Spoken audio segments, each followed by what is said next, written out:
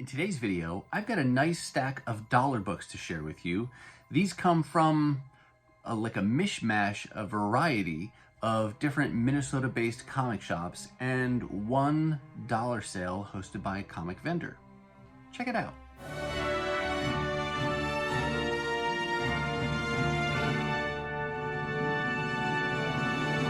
Hey everyone, and welcome to my channel.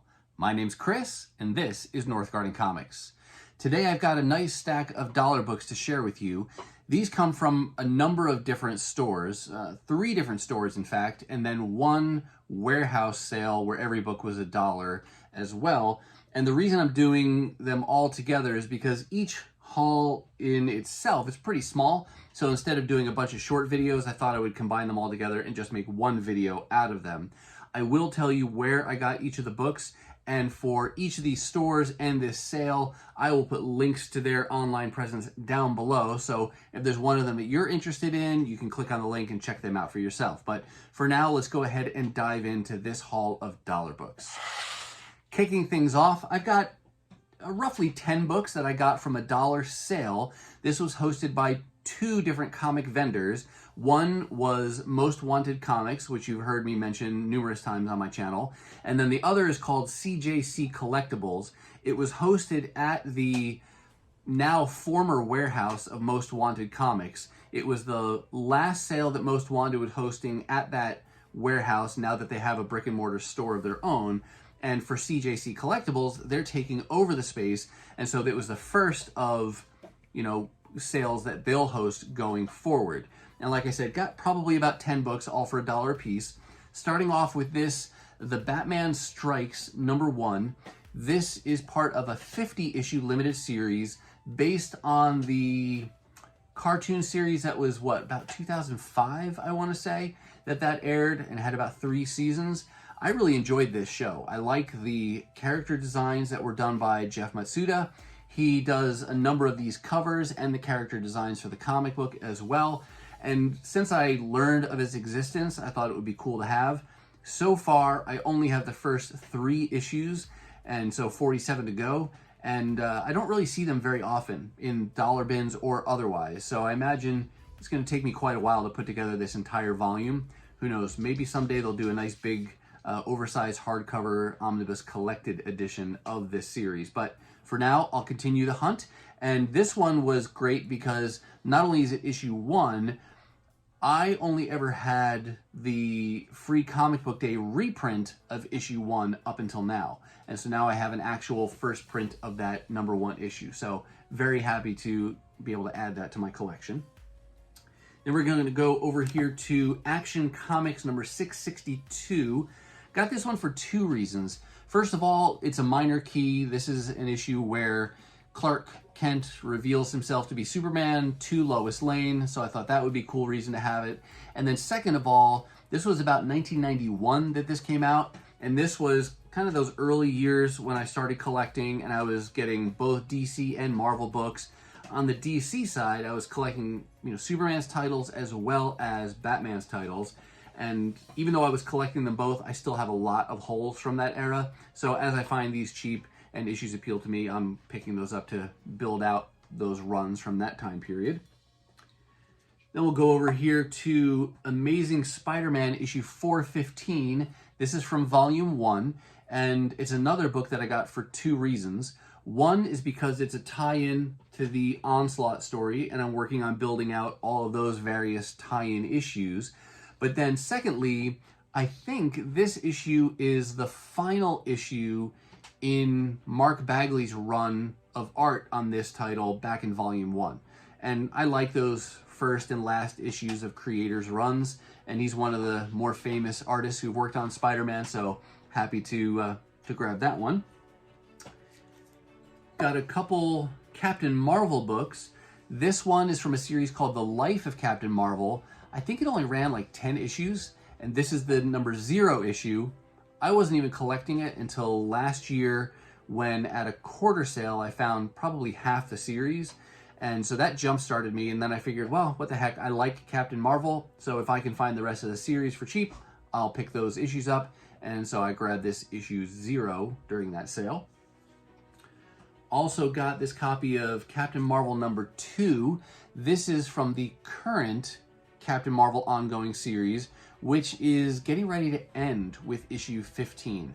The entire series has been written by Kelly Thompson, and I jumped onto that series rather late, and so I'm trying to go back and fill in the holes from before I started collecting them. I still have several holes to go, including #1, which will be hard to find for $1, issue #8, which is the first appearance of Star, and even though I don't think that's quite as valuable as it used to be, it's still more than $1 book, and then a few others that I'm still missing, but was able to get #2, so far the lowest issue that I needed to build out that run.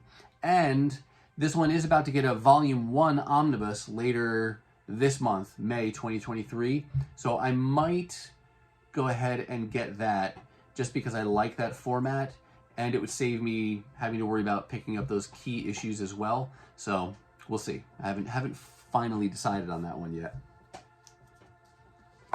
Going over here to an X-Men book. This is a one-shot. I think it's the first part of this Necrosha crossover event. I wasn't looking for it, didn't even know it existed. I had seen this trade banner for Necrosha before, but didn't know about this one-shot. And so when I came across an X-Men book like that I didn't have, it's a one-shot part of an event that ultimately I'd like to build out, definitely going to grab that. Then I was very happy to find 2 issues from Fantastic Four. This is the early part of John Byrne's run. In some ways, this kind of formally kicks it off. I think with this is the first issue where he did both the writing and the drawing. He had done some issues before, but it wasn't doing both writing and drawing, so I think this may be the kickoff of that kind of main portion of his run where he was really guiding the ship. And then I also got issue 233. So glad to get those. Oh, got one more Fantastic Four issue. This one fasts forward though to issue 350. Got this one for the Walt Simonson art. I know Walt Simonson does the cover, but I don't recall if he does the interior art. Let's see if we can find that out. Could be. Definitely looks in his style.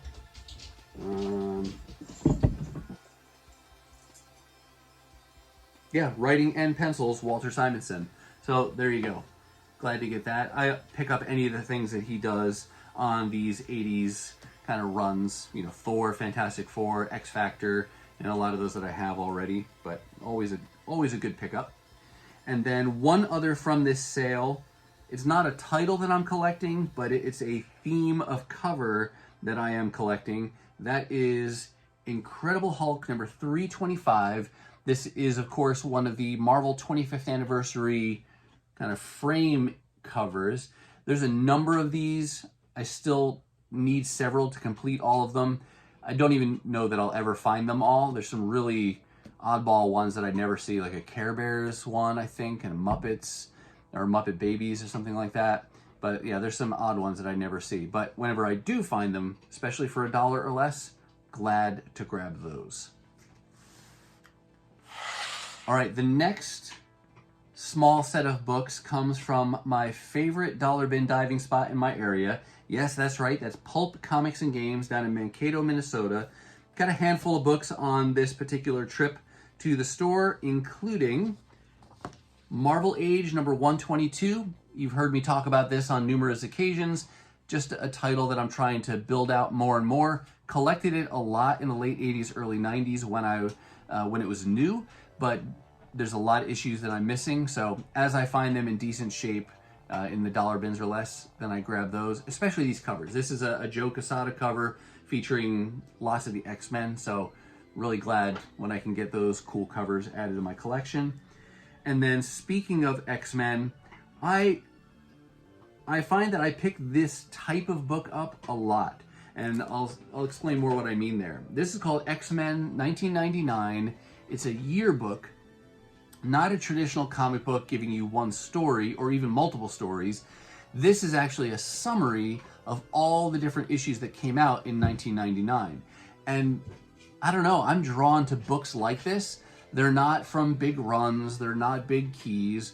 They're, you know, sometimes they're freebies. Sometimes they're books that you bought. But any of these kind of less common, kind of outside the ordinary type of books featuring characters, teams, things like that I love to pick these up. So you can, as you flip through this, it goes through kind of month by month in the calendar year. So let's just flip it open here.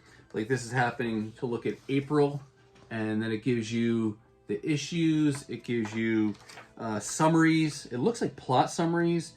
There's different character descriptions down at the bottom, but it goes through the whole year like that, showing you all the issues that came out in 1999. Again, there's nothing majorly significant about it.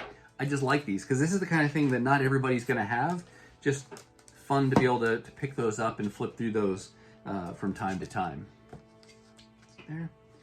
And then I got a few issues from either current or recently ended series that I did not buy new, but I'm trying to build them out through the dollar bins. One is this Knights of X number 4. This was very short, only ran for 5 issues. It's the follow-up to the most recent volume of Excalibur. And so I read that series of Excalibur, and so I wanted to kind of finish it out here with this Knights of X story. I think it's actually this kind of, the characters are continuing in the current limited series, which is what, Betsy Braddock, Captain Britain? But it's focusing on Betsy as Captain Britain, so it kind of continues that story. But I'm still missing issue 5 here, so I'll continue to hunt for that one. And then I think all these are X-Men related. This is Legion of X number 6. And again, just another ongoing X-Men title that I'm not keeping up with. I'm really only reading the main flagship X-Men book right now, getting that new every month. Everything else I'm just kind of picking up, you know, in the dollar bins as I can find them. So it takes a little while, but that's fine. Here's another issue from a limited series, Sabretooth and the Exiles. It's another 5-part limited series following the first limited series, which was just titled Sabretooth. He had been exiled to the pit in Krakoa, kind of the current X-Men era's prison for mutants who behave badly. And he escaped, and these are some other mutants that escaped with him. And so it's kind of a follow-up story to that first 5-part limited series. And then I've heard really good things about this series, though I'm not collecting it new. X-Men Red, this is number 8. And again, just plugging away at these as I can find them in the dollar bins. And then lastly, from Pulp Comics on this particular trip, this is number 1 from a limited series called The Exterminators, taking their name from the 80s event Inferno, when there were the Exterminators. Then this is a group of women, and I don't know anything about the plot, but it's got Jubilee, it's got Laura Kinney, Wolverine, and others, so it just seemed like a cool story. Didn't get any of these new, but I'll piece this together as I can find them again for cheap. So those are the books from Pulp Comics and Games. All right, the next few books come from another store. This is Comic Book College, and I got just a few books here that came out of their dollar bins. The first is this Amazing Adventures issue 12. This, I don't remember how many issues this ran for, but these reprint a lot of the early X-Men stories, and so that's just appealing to me because I love the X-Men so much, and I would never really be able to afford the original series, these low numbers, so happy when I can find these even reprints, because it looks old even even as a reprint, because I think, well, this is a 50-cent reprint. So when did this come out? This is 1980, so late 70s, early 80s, kind of a reprint title, but glad when I can find those. Got one issue from this Ms. Marvel series. What is this, 19? 13. Issue number 13, another series I'm just chipping away at as I can find them in the dollar bins. And then here's a series that I continue to slowly make progress on. It was a 12-part series done back around 2000, I want to say, by, well, writer and artist in this case. The creator was Chris Bacalo, or Bacalo, and this is Steampunk issue number 4. I think this is the standard cover, and I have a variant of this issue, but grab that one, and I think I need still 3 or 4 issues to complete this limited series. I rarely see these, but whenever I do, I pick those up. So just those few books from that particular trip to comic book college.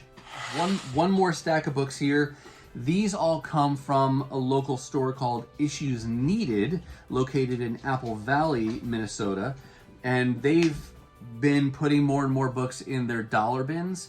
They used to be $2 books, and now they're just down to $1. And I think if you buy a certain number, you can get them even more discounted than that. But I got 10 or less here that were just dollar books. Again, mostly recent things that I'm just trying to pick up when I can find them for cheap. Here's another X-Men title. This is X-Force, just one issue that I needed to help complete that run. Then we got one, this was a cover buy, and actually several of these were cover buys, you'll see as we go through this. This was like a 10-part series. It was the 10 Deaths of Wolverine and the 10 Lives of Wolverine. I didn't read any of those or pick up any of those. I did get this one random issue, number 4, from the 10 Deaths of Wolverine, because I like the Chris Bacalo cover on that, but that's the only reason I got that one. And then here's another X-Men related book, just a one-shot. This is the 10 of Swords handbook, kind of like one of Marvel's official guide type books where it gives you the descriptions of the different characters. This could prove helpful, especially in the modern Krakoan age of X-Men and mutant related books, because it's confusing and there's a lot of different factions and characters, but that was just a buck for that source book. So those reference-y kind of books are kind of fun. Again, those not offbeat, but not part of a main run. Here's one that I got for a few reasons. I never paid this any attention when it was coming out, but this jumped out at me, and so I might try to work on this short volume. This is Deadpool number 3. It's not the most current volume. I'm not even sure which volume this is off the top of my head, but written by Kelly Thompson. Chris Bacalo does the pencils on these early issues, and he did this cover. So between the art, the writing, and the length of the series, it might be one I try to hunt down if I can find it. Sorry, all the noise you hear around me, and you can see the motion, I think, down here. I have 2 puppies in the room with me, and they are chewing bones, and so far, not very loud. But yeah, that's some of the interspersed commotion that you see going on here around me. Next up, we've got a fill-in issue here, Avengers number 59. I am not keeping current with Avengers anymore. This is towards the end now of Jason Aaron's time on the title and titles. He's done multiple different things with this, but I am trying to complete this so that I can, read at least the last third or so of his time on the title, because I was collecting it new for a while, but it started to branch off into lots of different titles and storylines and started to get complex, so I figured let it happen, let the dust settle, and then I'll go back and pick these issues up when I can find them for cheap. And then this was a really cool find. I love when you get these cool surprises like this. I wanted this for the issue anyway, because there was the recent AXE Judgment Day event that Marvel did, and I got a few of those new, but not all, and definitely not all the tie-in issues, so I'm still trying to go and find those. And I did find one, but I found, in addition to finding an issue I wanted, it's a really cool variant. This is Avengers, X-Men, Eternals, X-Men. I think it's like a one-shot. They did one for Avengers, one for X-Men, one for the Eternals, but it's this really great Art Adams cover of Storm. And so that was super exciting to find that, because I love his art. He's been doing some really great covers recently. I think they even did like an omnibus edition for him recently, where it's just a collection of all kinds of stories and runs that he did for Marvel throughout the years. But one of those big cool artists to find. So pretty happy when I can find an Art Adams variant like that for a book I want as well, not even just for the cover. And then lastly here, to kind of drive things home, I did get 3 copies of the exact same issue for the cover art. That's Sherman that you hear barking. He's probably barking at Penny because she has something that he wants. These are copies of Fantastic Four #1, not the current run, but the run that just completed with issue like 48. And issue #1 had several variants done by Art Germ, and I didn't have any of those. I have 1 or 2 of the covers already that I picked up. One that I got new, another probably in a dollar bin, but they had 3 of the 4 Art Germ covers from issue 1. There's the Reed Richards Art Germ, and then here is, well, I'll just have to hold it up. Here's the Human Torch. Sorry, I've got these in Mylar right now. But there's the Human Torch, and then on the back side, got the Thing. So they did not have the one with Invisible Woman, Sue Storm, and disappointing because now there's still that hole. There's a spot right here on the back of Reed Richards' bag and board for where I'll put hers if I ever find that cover. But it was the kind of thing where I wasn't planning on getting these, but they were only $1 a piece. I generally pick up Art Germ's covers when I see them, whether it's on a new book that I'm collecting or something I find in the dollar bins. And so I didn't want to leave these behind. It was a pretty easy decision for me to pick up those Art Germ books for just $1 a piece. And yeah, they're repeats, but they're such cool covers. And I look at it as spending $1 on a cool piece of art. Yeah, so that wraps up the books from Issues Needed. So with that, I'm going to say that's going to do it for me. And that's going to wrap up this haul of dollar books from a variety of places. I do hope you saw something that you liked, but how about you? How are things going for you in your own comic adventures? You know, as I record this, it's Friday night and tomorrow is New Comic Book Day.